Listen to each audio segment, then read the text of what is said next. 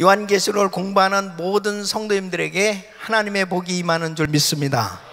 그래서 계시록 1장 3절에 보면 이 예언의 말씀을 읽는 자와 듣는 자들과 그 가운데 기록한 것을 지키는 자들이 복이 있나니 때가 가까움이라.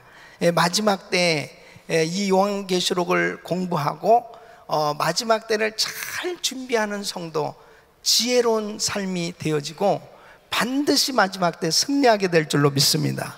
그리고 하늘의 상급을 쌓는 그런 복된 삶이 된 때 그 인생은 정말 승리자가 되는 것이죠. 마지막 때 어떤 사람은 당황하게 되어져. 당황하게 되어진다는, 주님이 언제 오실지 모르잖아요. 그 언제 오시더라도 주님을 만날 준비가 된 사람은 당황하지 않는 거죠. 그러나 준비되어지지 않는 사람은 참 무척 당황하게 됩니다. 여러분, 주님이 재림하시는 것을 믿습니까? 주님은 반드시 재림하시거든요. 그런데 주님께서 재림하시기 전에 언제 또 우리는 주님 앞에 갈지 몰라요. 항상 주님 앞에 설 준비가 되어 있는 것이 참 중요한 것입니다. 올 때는 사람이 순서가 있어요. 그러나 갈 때는 순서가 없습니다. 언제든지 주님이 부르시면 우리 주님 앞에 서야 되는 것입니다.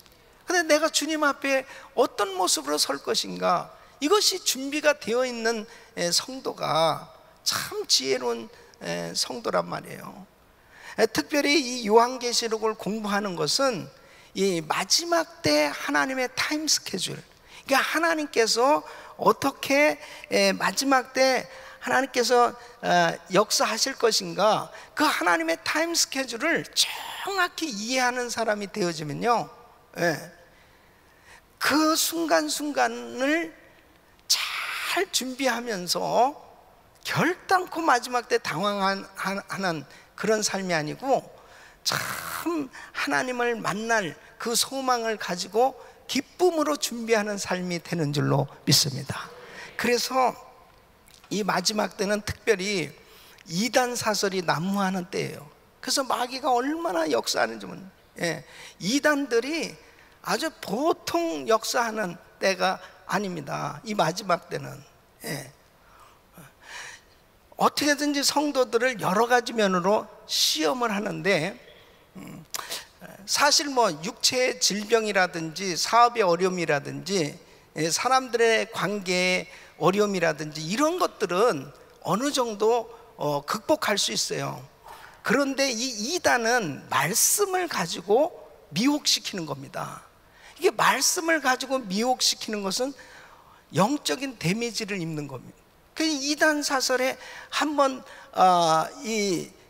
빠지게 되어지면은 엄청난 영적인 충격을 받게 되는 것입니다. 그 충격에서 헤어나지 못한 사람들이 너무 많이 있는 거예요. 그러니까 여러분들에게 어디서 뭐 성경 공부하자고 자꾸 기가 막힌 성경 공부하는 데가, 이 기가 막힌다는 데가 이게 문제예요. 기가 막히다는, 이 기가 막힌다니까 진짜. 그래서 기가 막힌 데가 있다 그러는 데를 정말 조심해야 됩니다. 꼭 그렇게 말하는 사람이 있으면은 꼭 알려주셔야 돼. 교회에다가 저에게 알려주셔야 돼. 그리고 특히 말하지 말라고 그런 사람 더 알려줘야 돼. 우리끼리만 하는 거라고 그러는 거, 이게 굉장히 여러분 항상 빛 가운데 거할 수 있기를 바랍니다. 다 드러나게끔 돼 있어요. 그렇기 때문에 이 마귀의 역사는 자꾸 속이고 어두운 거예요.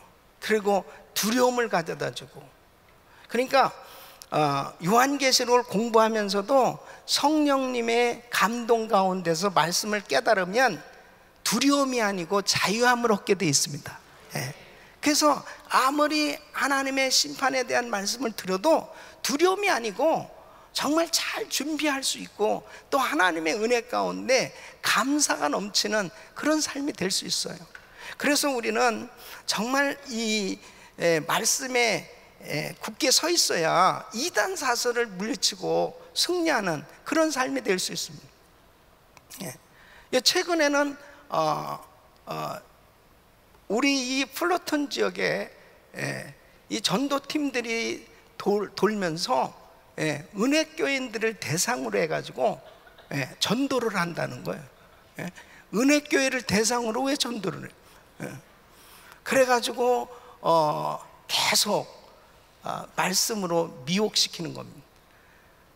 그런데 한 사람도 건지지를 못했다는 거예요. 막 열불을 내면서 막 얘기하더라고. 이게 참 그런 게 막 유튜브에 나오니까 이게 참 기가 막혀요. 그러니까 이단들이요, 요즘은 버젓하게 SNS를 사용하고요. 그리고 막 이 신천지도 그전에는 숨어 들어가 가지고 또 그렇게 미혹시키는 일들을 하지만은 지금은 아주 공개적으로 드러내놓고 합니다. 이제는 2세들이라든지 이 다민족들을 대상으로 공격적인 그런 전도를 하는 거예요. 그러니까 이단의 영에 사로잡히게 되면요, 말을 안 듣습니다. 누구 말도 안 들어요. 그래서 집을 뛰쳐나가는 겁니다. 그 진리라는 거예요. 진리 때문에 핍박을 받는 거라는 거예요. 그래서 자신들이 구원받았다고 생각하니까 아무 말도 안 듣는 거예요. 그러니까 얼마나 무서운 겁니까? 그래서 항상 교회 중심으로 신앙생활을 해야 돼요. 예배 중심으로 신앙생활을 해야 됩니다. 이게 참 건강한 겁니다. 이게 정말 건강한 신앙생활이 될 수 있거든요. 하나님께서 이 땅을 심판하신다 할 때 이 요한계시록 전체를 보면 이제 7인 재앙과 7 나팔 재앙과 7 대접 재앙을 통해서 하나님의 그 심판을 강력하게 쏟아붓는 거예요. 그래서 이 마지막 7 대접 재앙을 내리실 때는 이제 완전히 다 끝장나는 겁니다. 그래서 17장에서 19장까지는 이 바벨론의 멸망을 보다 더 구체적으로 설명을 하고 있는 것입니다. 그래서 이 17장, 지난 시간에 공부한 이 17장에서는 음녀를 조심하라고 그랬습니다. 이 음녀는 역시 미혹해 하는 더러운 영입니다. 변질된 타락한 교회, 계속해서 미혹시키는 그런 역사가 이 음녀를 통해서 계속 많은 사람들을 넘어지게 하는 겁니다. 음녀는 누가 사용하느냐? 짐승이 사용해요. 이 짐승은 적그리스도입니다. 이 적그리스도가 음녀를 사용하는데, 이 음녀는 인본주의, 물질주의, 쾌락주의 이런 것을 우상시하도록 그렇게 역사에서 넘어지게 하는 거예요. 그런데 결국은 이 음녀도 어떻게 됐느냐? 짐승에게 버림을 받죠. 이 적그리스도가 결국 이 음녀를 버리고 이 음녀는 망하게 되는 걸 볼 수 있습니다. 그러니까 마귀가 가룟 유다에게 들어간지라 그랬습니다. 이 가룟 유다가 예수님의 제자였어요. 그 변질이 됐죠. 그러니까 예수를 팔 생각을 갖게 됐습니다. 그 예수를 팔고 어떻게 됐느냐? 자기는 목매달아 자살해 죽었어요. 이게 마귀의 역사입니다. 그러니까 이단에 빠지면은 결국 끝이 안 좋은 거예요. 가정이 다 깨지죠. 그 다음에 자기 인생도 완전히 다 망가지는 겁니다. 그러니까 얼마나 정말 하나님의 말씀을 바로 깨닫고 잘 믿는 게 축복입니까? 참 건강하게 신앙생활 정말 잘할 수 있다는 게 얼마나 큰 축복인지 이루 말할 수 없어요. 그래서 이 마지막 때는 정말 하나님의 말씀을 바로 알고 바로 믿을 수 있는, 하나님의 거룩한 성령의 충만함을 받은 능력 있는 성도가 될 때 이 악한 세대를 분별하고 승리하는 삶이 되는 줄로 믿습니다. 오늘 이 18장은 이제 바벨론의 애가라고 불리우는 장입니다. 뭐냐면 이제 왕들과 상인들, 선장과 성객들이 이 바벨론의 멸망과 함께 망할 것을 알고 애통해하는 장면입니다.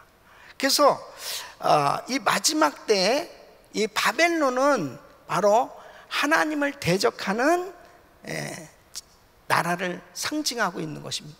그러니까 적그리스도가 다스리는 나라를 상징하는 거죠. 이 바벨론은 이 적그리스도의 정부입니다. 그래서 이 바벨론을 통해서 계속해서 온 나라가 다 타락하게 되는 것입니다. 그런데 이 바벨론이 멸망을 하게 되니까 이제 구체적으로 바벨론에 연결되었던 모든 조직, 모든 사람들이 다 애통해 하게 될 것이다 하는 것을 구체적으로 설명한 장이 바로 18장입니다. 그래서 바벨론의 멸망을 애통하는 자들의 이 절규를 쭉 기록을 해놓고 있습니다. 이것은 17장에서는 이 핵심 단어가 다 끝났다. It is done. 이제 모든 거 다 끝났다. 이제 하나님께서 한번 입김을 확 부시면은 그냥 훅 하고 다 날아가는, 권력이고 부고 할 것 없고 명예고 그냥 세상의 모든 것 간단히 종결될 수 있다. 막강한 권력도 힘의 연합도 어떤 것도 다 끝장난다 라고 하는 것을 강조했습니다. 이 18장에서는 바로 이 최후의 심판의 특징이 어떠한가 하는 것을 아주 구체적으로 묘사를 하고 있습니다. 이것은요, 오늘날 우리가 이 땅을 살아가고 있는 저희들에게 얼마나 귀한 교훈이 되는지 모릅니다. 그러니까 앞을 내다보고 결국은 하나님을 대적하고 하나님을 멀리하고 하나님의 은혜 없이 사는 사람들의 최후는 이렇게 될 수밖에 없다라고 하는 것을 아주 결론적으로 말씀을 하고 있는 내용이에요. 첫째는 바로 9절을 한번 읽어보겠습니다. 9절 시작. 그와 함께 음행하고 사치하던 땅의 왕들이 그 불붙는 연기를 보고 위하여 울고 가슴을 치며, 누가 이러느냐?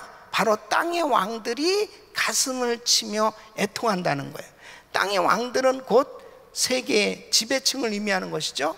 왜 이 왕들이 이렇게 가슴을 치면서 울게 됐냐?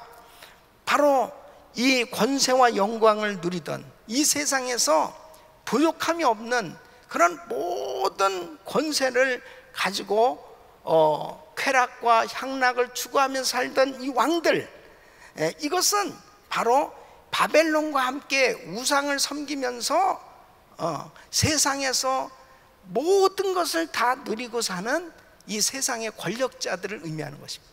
이 사람들이 어떻게 되느냐? 바벨론이 망하게 되는 동시에 다 끝장난다는 거예요. 그러니까 10절에 그들이 10절을 한번 읽어보겠습니다. 시작.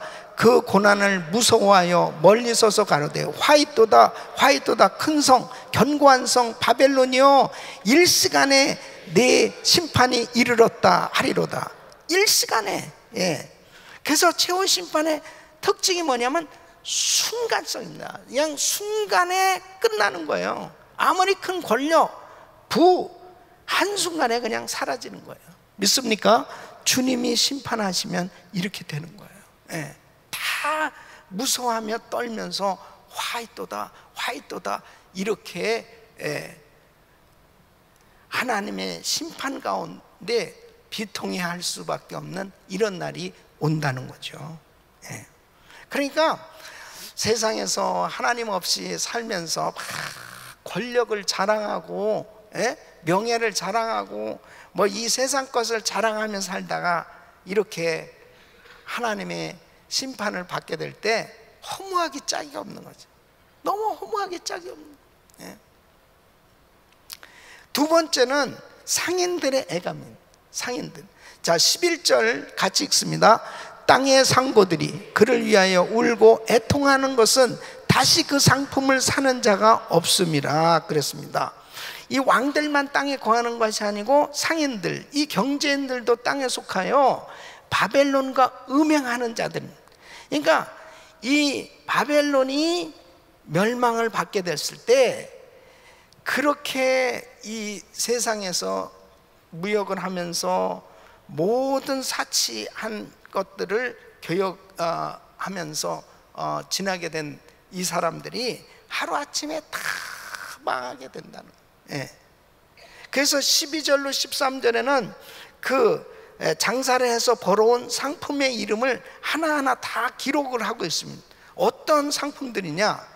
자, 12절로 13절 시작.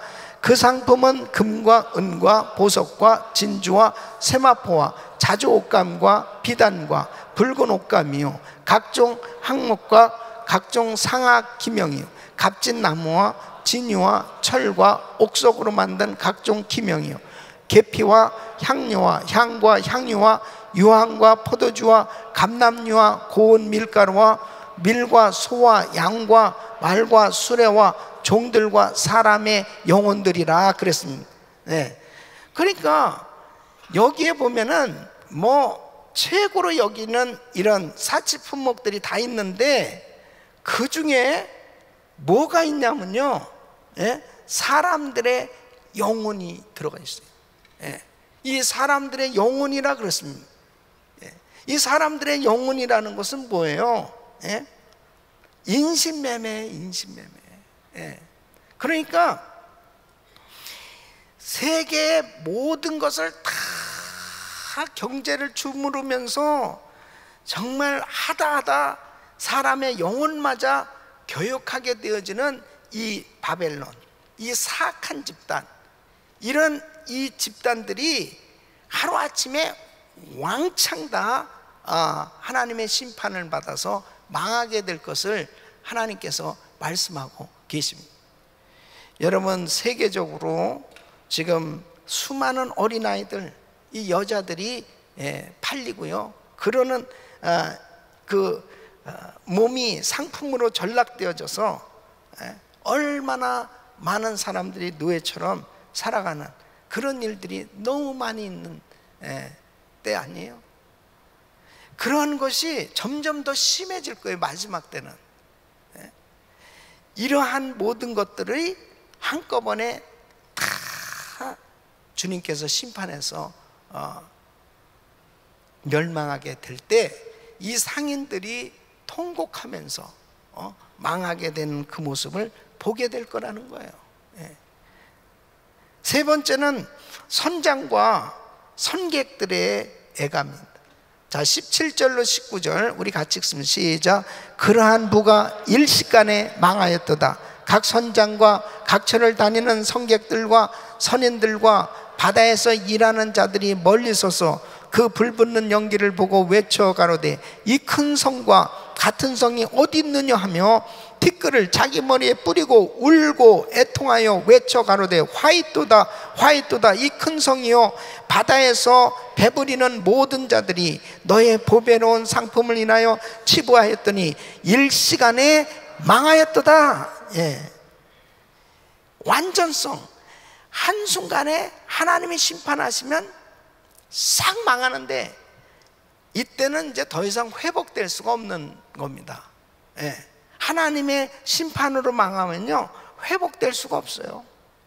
그래서 이 무역하던 배, 거기서 종사하던 사람들이 그 바다를 통해서 부를 누리고 엄청난 그러한 그 사치품과 많은 것들로 치장하면서 그렇게 쾌락과 세상의 것으로 누리고 살던 사람들이 한순간에 심판을 받아서 다 망하게 되었을 때 이제 허망하게 될 거라는 거죠. 하루아침에 망한다는 거예요. 여러분, 예언의 말씀은 반드시 이루어지는 것입니다. 반드시 이루어져요. 계시록의 예언은 문자대로 다 이루어집니다. 반드시 이루어지게끔 돼 있어요. 그날에 울지 않으려면, 애통하지 않으려면 어떻게 됩니까? 예?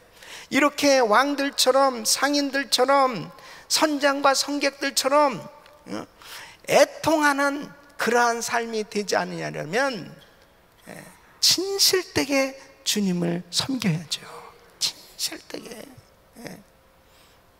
그러니까 우리가 직장을 다녀도 사업을 해도 어떤 일을 해도 하나님 앞에 진실된 삶이 되어야 절대로 마지막 때 애통하며 통곡하며 우는 일이 없다니까요. 그러니까 지금 하나님께서 말씀하시는 거죠. 주님 없이 이 세상에 어떠한 명예의 부를 얻어보려고 해서 사기치고, 그리고 많은 사람들을 피눈물 나게 하고 힘들게 하고 어렵게 한 그 모든 것은 반드시 하나님이 심판하신다는 거예요. 그래서 우리는 조금 힘들어도, 조금 어려워도, 조금 더디 가더라도 하나님의 말씀대로 진실하게 하나님 앞에 드려져야 될 줄로 믿습니다. 이것이 얼마나 중요한 건지 몰라요. 그러니까 오늘날 얼마나 많은 사기꾼들이 많습니다. 한순간에 뭔가를 얻어보려고 많은 사람들을 피눈물 나게 만드는 그런 일들이 얼마나 많이 있어요. 자기 혼자서 많은 부를 축적하기 위해서 다른 사람들을 다 거지되게 만들고 힘들게 만드는 그런 일들이 얼마나 많이 있어요. 그러니까 바로 삭개오는 예수님 만나게 되었을 때 제가 토색한 일이 있으면 4배나 갚겠다고 해서 4배. 그게 진짜 진실되게 믿는 거예요. 제가 남에게 정말 사기치고 잘못된 한 거 있다면은 제가 4배나 갚겠습니다. 이게 진실된 회개예요. 회개는 회개에 합당한 열매를 맺어야 되는 겁니다. 그러니까 적어도 내가 예수 믿기 전에는 그렇게 실수할 수도 있어요. 뭔가 어쩌다가 잘못 연루돼 가지고 그렇게 하려고 하진 않았었지만은 어떻게 잘못해 가지고 그렇게 오해를 받거나 실수할 수 있어요. 그러나 내가 예수를 믿고 난 다음에는 그런 것들이 성령님이 다 깨닫게 해주신단 말이에요. 내가 이거 잘못했구나. 내가 남한테 피해를 입혔구나. 남한테 이거 잘못했구나. 그러면은 내가 지금 갚을 돈이 없으면 여기다 적어가지고라도 내가 앞으로 돈을 벌면 갚겠습니다 하고 만나서 다 해야 돼요. 죄송합니다, 미안합니다, 내가 꼭 이제 돈을 벌면 어떻게라도 갚도록 하겠습니다. 이렇게 해야 하나님이 기뻐하는 삶이 되는 거예요. 꼭 어떤 사람들 시험 들어가지고 그 교회 안 다니는 사람들 만나면은 꼭 교회 가가지고 시험 들었다는 거예요. 그 뭐 때문에 시험 들었어요? 교인한테 사기를 당했다는 거예요. 근데 꼭 거기에 장로 때문에 사기를 당했다 뭐 이런 그런 일들이 들려질 때 우리는 정말 신앙생활만큼 하나님 앞에 다 어떤 경우라도, 그래서 예배를 드리다가도 원망 들을 만한 있으면 먼저 가서 화목하고 와서 제단에 예물을 드리라고 그랬습니다. 그러니까 생각나는 그런 불편한 관계가 있으면요 빨리 찾아가야 돼요. 그리고 할 수만 있다면 죄송합니다. 그리고 왜? 복음 때문에 하나님의 영광을 가리면 안 되기 때문에 그러는 겁니다. 이건 얼마나 중요한지 몰라요. 우리의 인생을 살면서 정말 하나님 앞에 섰을 때 나 때문에 실족하는 일이 있어서는 안 되겠다 하는 거죠. 그래서 저는 사실 그래요. 저도 제가 목회자로서 이거 참 제가 조심스럽습니다. 저 때문에 만약 실족당하는 성도들이 있으면 안 되잖아요. 그러니까 만일 누구든지 저한테 목사님 나 솔직히 목사님 때문에 시험 들었으면 그런 사람이 있으면 나한테 와서 얘기하라고 빨리. 그럼 내가 회개하고 뭐라도 내가 혹시라도 잘못한 거 있으면 목사님도 고쳐야죠. 그리고 뭐든지 뭐든지 투명하게 다 드러내놓고 떳떳하게 하나님 앞에 그렇게 그런 부분들 내놓고 같이 기도하고 같이 하나님 앞에 바로 세워가야 하나님이 기뻐하는 거죠. 이게 얼마나 중요한 건지 모릅니다. 다 드러내놓고. 그러니까 우리가 때로는 정말 이렇게 힘들고 어려운 그러한 신앙생활에는 제일 어려운 게 때로는 오해받는 거예요. 오해받는 일. 그럴 때 그런 것들을 이런 부분 때문에 저는 사실 정말 신앙생활하기 힘듭니다. 그럼 그런 것을 해결을 해야 돼. 그래야 마귀가 역사하지 않거든요. 그런데 그런 것들이 자꾸 어두움 가운데 가려져 있잖아요. 그럼 마귀가 그 가운데 흥락없이 역사합니다. 흥락없이. 그걸 괴롭히는 거예요. 끊임없이. 그냥 가만히 있어도 음해하고 별의별 소리를 다 만들어가지고 하나님의 복음 사역을 방해하는 그런 일들이 얼마나 많이 있어요.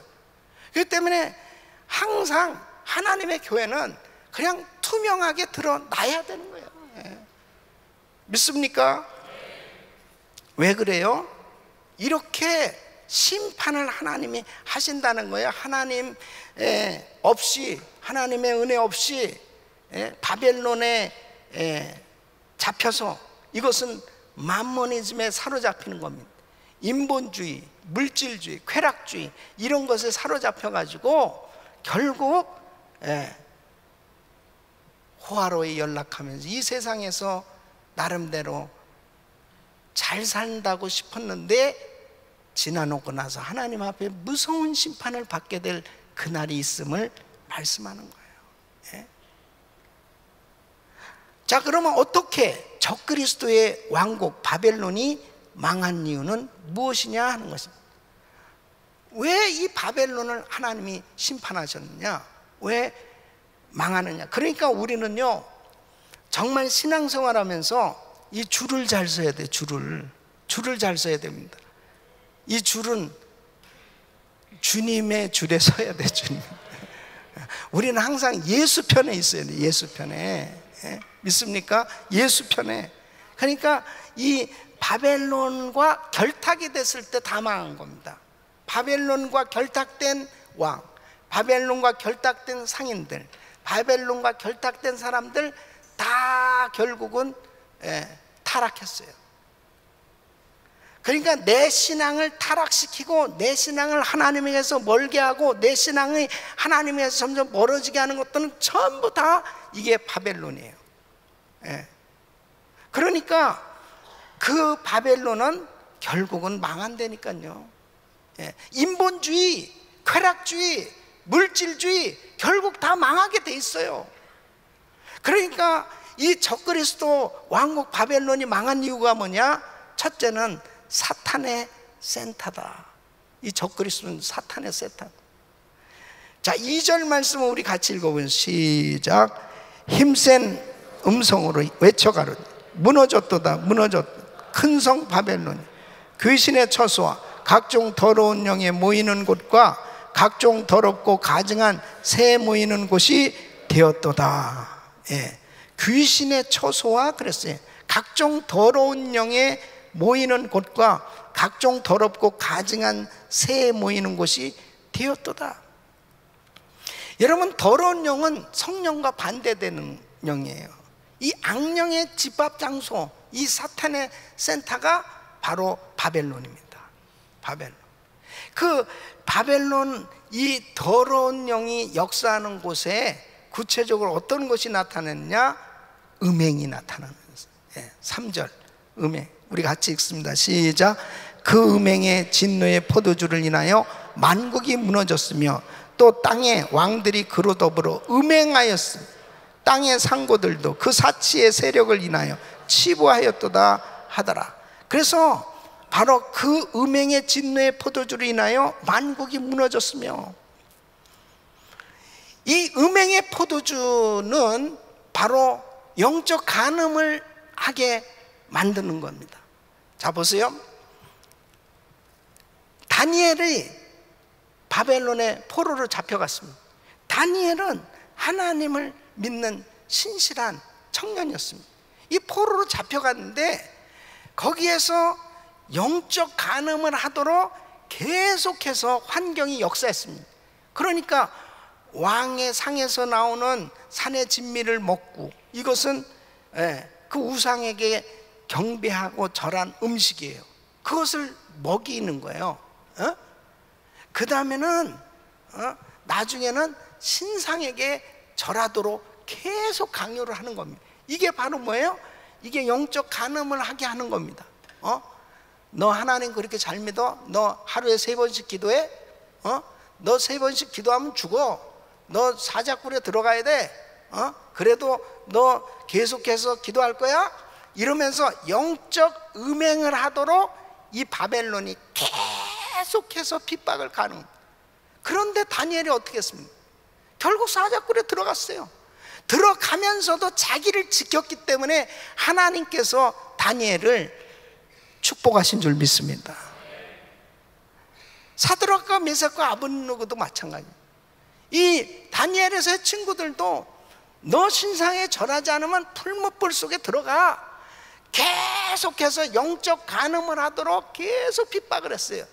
그래도 풀무불 속에 들어간 거예요. 예? 여러분, 이게 구별된 삶이라니까요. 우리에게 얼마나 이렇게 영적 음행을 하도록 사탄이 역사하는지 모릅니다. 예? 교묘하게 역사한다니까요. 교묘하게. 회사 다니니까 이제 끝나고 난 다음에 회식하고, 야, 한 잔씩 해, 한 잔씩. 오늘 이게 금요 집회 가야 되는데, 나 큰일 났네. 이거 또 그냥, 이게 또 안 가면은 나 왕따 당할 텐데, 이게 그냥 뭐 어쩔 수 없이 그냥 끌려가는 거죠. 가가지고 또, 자, 2차로 노래방에 가자, 노래방에. 그래가지고 또, 근데 안 가야 되는데, 나 이거 참 큰일 났네. 또 가는 거예요. 가서 노래 부르는. 한 잔해, 한 잔해. 이번에 독립기념일이야.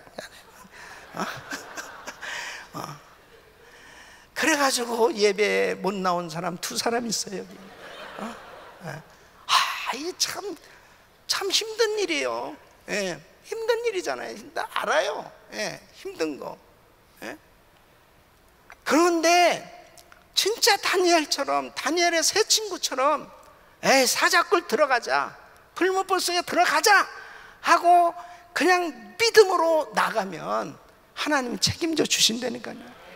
믿음으로 선택한 사람, 여태까지 망한 사람 본 적이 없어요. 담대하게 믿음으로 딱 결단을 내렸을 때 하나님이 힘 주셨고 축복해 주셨지, 망한 사람 없어요. 하나님이 책임져 주신다니까. 영적 음행, 이것을 계속해서 마귀가 역사하는 거예요. 끊임없이 역사합니다. 이게 바벨론 정부예요. 그러니까 무슨 마귀가 뿔 달려가지고 와가지고 뭐 그렇게 시험하면 누구든지 다 이기죠. 근데 그냥 이 환경이 그렇게 자꾸 몰아치는 겁니다. 그 다음에 세 번째는 사치와 부정축제를 하게 만드는 겁니다. 그래서 3절 보면 땅의 상고들도 그 사치의 세력을 인하여 치부하였도다. 그러니까 바벨론이 속국의 백성들과 노예들의 피와 땀의 대가로 얻은 재물을 사치와 방탕에 탕진하는 거예요. 여러분, 부정축제 해가지고 사치하면서 살았던 사람들의 말로가 어떻게 됐어요? 다 비참하게 됐습니다. 그게 마귀의 역사거든요. 왜냐하면 로마의 칼리귤라 황제는 세 지방의 1년 세금에 해당되는 400억 원을 탕진했는데 향수로 된 냉온탕을 만들었대. 향수로. 뱃머리를 진주와 보석으로 꾸민 유람선을 만들어서 타고 다니고, 황금빵과 황금고기를 먹는 거. 도대체 황금빵과 황금고기는 어떻게 된 거야? 진주를 식초에 녹여서 마셨답니다. 진주를. 예? 네로 황제는 같은 옷을 절대로 2번 입지 않고 마차 1000대 이하로는 외출한 적이 없습니다. 예? 노새들의 발굽은 은으로 만들었고 황금 그물로 고기를 잡았다는 겁니다. 클레오파트라는 하나에 1억 6천만 원이나 되는 진주를 녹여서 먹었다. 진주를 녹여서 먹으면 이게 보약인지 모르겠어요. 음식비 어마어마한 비용을 지출했는데 음식 가운데 공작의 뇌, 꾀꼬리의 혀로 만든 요리들. 그러니까 별의별 희한한 것을 다 먹으면서 사치를 부렸지만 결국 말로가 비참하잖아요. 예? 얼마나 비참해요. 그러니까 마귀는 이렇게 부정축제를 하고 사치를 하게끔 해서 결국은 망하게 만드는 겁니다. 하나님에게서 멀어지게 만드는 거죠. 자, 자신에게 영광을 돌리는 겁니다. 자신에게. 이 7절 말씀 보면 그가 어떻게, 우리 같이 시작, 그가 어떻게 자기를 영화롭게 하였습니다. 사치하였는지 그만큼 고난과의 통으로 갚아주라 그랬습니다.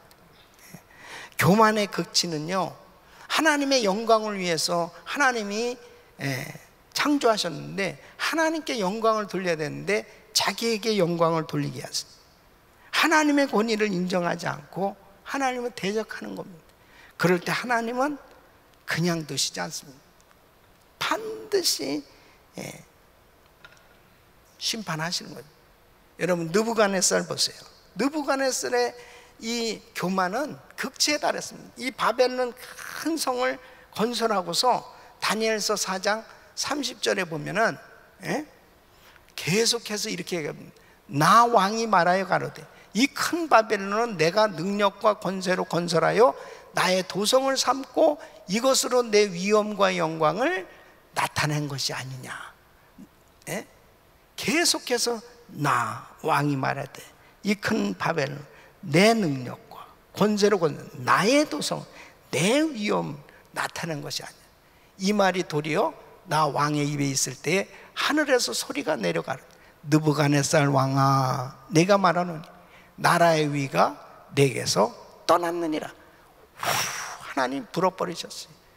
그러니까 내가 사람에게서 쫓겨나서 들짐승과 함께 거하며 소처럼 풀을 먹을 것이요 이와 같이 7대를 지내서 지극히 높으신 자가 인간 나라를 다스리며 자기의 뜻대로 그것을 누구에게든지 주시는 줄을 알기까지 이르리라 하더니 그 동시에 이 일이 나 느부갓네살에게 응함으로 내가 사람에게서 쫓겨나서 소처럼 풀을 먹으며 한순간에 이렇게 되는 완전 정신병자가 된 겁니다. 소처럼 풀을 먹으며 몸이 하늘 이슬에 젖고 머리털이 독수리 털과 같았고 손톱은 새 발톱과 같았는 1년 동안을 완전히 미쳐가지고요 동물들하고 같이 이렇게 지내면서 그렇게 사는 거예요. 인간이 이렇습니다. 뭐를 내세울 게 있어요? 주님이 후 부시면 아무것도 아니라는 하나님 앞에 영광을 돌리는 삶이 돼야 되는 거예요. 모든 건 다 하나님의 은혜입니다. 하나님이 하셨어요. 하나님이 하셨어요. 오늘도 제가 어떤 장로님하고 말씀을 나누면서 그랬습니다. 우리는 항상 하나님의 뜻을 깨닫는 게 중요하다. 무슨 일이 있어도 항상 하나님의 뜻을 깨닫는 게 중요해요. 제가 40일 금식기도 할 때요, 그때 3일째 되는 날 몸살이 나는 거예요. 몸살이 나면서 식은땀이 나면서 그냥 더 이상 금식을 못할 것 같은 거예요.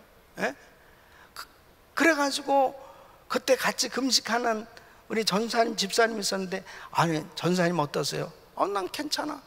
집사님, 이제 3일인데 뭐 지금 그러면 어떡하나. 그 나만 그러는 거예요. 내가 좀 동정 좀 받아볼까 그래가지고 그랬더니 이게 나만 이렇게 아픈 거예요. 근데 아무리 뭐 안수기를 받아도 안 낫고, 그 다음에 너무너무 괴로운 거예요. 약을 먹을 수도 없고. 그 다음에 40일 금식기도 한다고 교회에서 또 다 김광식 목사님 안수기도 받고 온 교인들이 또 40일 첫 번째 기도전을 또 안수받고 가가지고 3일 만에 내려오면 무슨 망신인가. 차라리 말하지 말고 조용히 올라갔다 내려오지. 아, 이게 할래니까 37일 남은 거야. 너무너무 깜깜한 겁니다. 예. 근데 왜 그렇게 됐는지 알아요? 예? 3일째 되는 날 낮에 여자 집사님 2명이, 신학생인데 2명이 찾아왔어요. 그래서 어떻게 40일 금식을 하시냐고 나한테 그러는 거예요. 그래서 내가 갑자기 약간 우쭐 마음이, 내가 뭐 이렇게 좀 한 달간 한 끼씩 금식하면서 뭐 준비하면서 뭐 지금 뭐 컨디션이 너무 좋아가지고 막 산에 올라갔다 내려왔다고 뭐 괜히 내가 아주 그냥 약간 좀 업돼가지고요. 그렇게 간증을 했어요. 그게 딱 떠오르죠. 이놈의 마귀들이 나한테 와가지고 내가 그 시험을 받았구나. 내가 거기에 넘어간 거예요. 그때 어떻게 이렇게 금식을 잘하냐고 그러면은 하나님의 은혜죠. 뭐 이래야 되는데 무슨 뭐 잘합니까? 이제 3일인데요. 이랬어야 되는데 그냥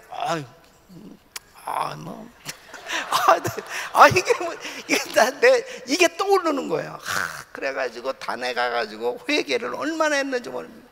하나님, 내가 정말 잘못했습니다. 하나님. 예? 내가 뭘 합니까? 제가 뭘 합니까? 근데 주의 음성이 들려오는 거예요. 예? 네가 하면 죽는다. 네가 하면 죽는다. 나한테 맡겨라. 그때 울면서 하나님 앞에, 그렇습니다 주님, 주님이 친히 목마르시고 주님이 친히 굶주르시고 주님이 친히 배고프시고 주님, 제가 몸을 맡겨드립니다. 주님이 하시옵소서. 그러면서 막 회개하고 주님 앞에 맡겼더니 머리부터 발끝까지 싹 개운해지는 거예요. 그러면서 40일간 그냥 두 손을 들고 팍 5시간씩 그렇게 황소 소리를 내면서, 지금 밥 먹고도 그 소리가 안 나와요. 이게 어떻게 그냥 40일 동안을 막 무릎을 꿇고 그렇게 기도를 하는 거예요. 천사가 붙들어 주신 거죠. 그리고 주님이 정말 해주셨어요. 그때부터는 뭐 푹 찔러도 주님께 영광입니다. 툭 찔러, 주님이 하셨습니다. 절대로 내가라는 말이 나올 수가 없는 거예요. 그래서 우리가 가끔 좀 얻어 터져 봐야 돼요. 그래야 주님이 하셨습니다. 진짜 주님이 영광 받으시길 원하시거든요. 주님, 우리는 뭐 조금만 잘 되면은 그냥 어느 순간에 또 갑자기 그냥 내가 그러고 그냥 이 목이 갑자기 막 또 올라간다니까요. 어쩌면 그런지 몰라요. 자신에게 영광 돌리면 큰일 납니다. 근데 이 바벨론은 자기에게 영광을 돌립니다. 그 마귀의 역사, 이단은 전부 교주들 보세요. 다 자기한테 영광을 돌리게 하는 겁니다. 전부 우상시하고 이런 것이 이 마귀의 역사는 오직 하나님께만 영광을 돌리는 거예요. 그러니까 우리 교회 아무리 선교를 많이 하고 우리 교회가 아무리 많은 성령의 역사가 많이 나타나고 은혜가 임해도 오직 하나님께만 영광이에요. 오직 하나님이 하셨습니다. 주님이 하셨습니다. 계속 주님께만 영광을 돌려야 됩니다. 할렐루야, 할렐루야. 절대로 세상과 짝하지 마세요. 세상과 같이 망하게 되는 거예요. 하나님과 짝하면 반드시 승리하게 되는 것입니다. 하나님께만 영광, 하나님께만 영광. 우리 자녀들이 잘 돼도 다 하나님께 영광, 사업이 잘 돼도 다 하나님께 영광, 우리의 가정이 다 하나님께 영광, 교회가 잘 돼도 다 하나님께 영광. 오직 하나님께만 영광을 돌려야 바로 하나님이 기뻐 받으신다는 거예요. 우리 사랑하는 성도 여러분, 정말 오늘 하나님께서 우리에게 계속 말씀을 주고 계신 거예요. 절대 세상과 짝하지 말라는 거예요. 절대 이 만몬이, 이 물질의 믿음을 팔아먹지 말라는 겁니다. 하나님의 영광을 위해서 바로 우리의 공동체가 거룩한 공동체가 되어지고 성령 충만한 공동체가 되어서 하나님께 영광 돌리는 그런 아름다운 은혜 공동체가 되어야 하는 것입니다. 그럴 때 하나님은 계속해서 은혜를 주신 것입니다. 자, 오늘 여기까지 하겠습니다. 우리 같이 기도합니다. 다 같이 일어서세요. 우리 같이 찬양하고,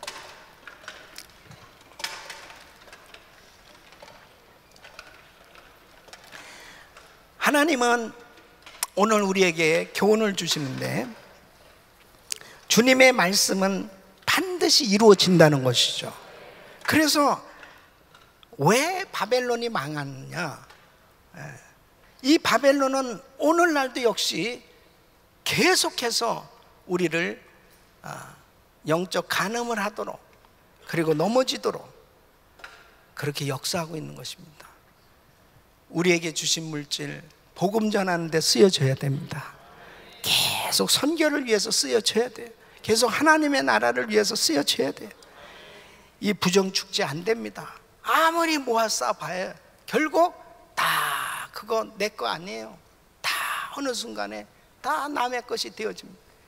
하나님의 나라 확장을 위해서 쓰여지는 것만 남는 거예요. 그것이 지혜입니다.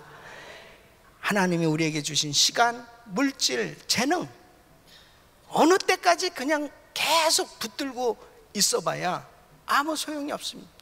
주를 위해서 드려질 수 있기를 바랍니다. 우리의 공동체가 악한 원수마귀가 역사하지 못하도록 항상 거룩한 공동체가 되도록 늘 성령으로 충만할 수 있기를 예수 이름으로 축원합니다.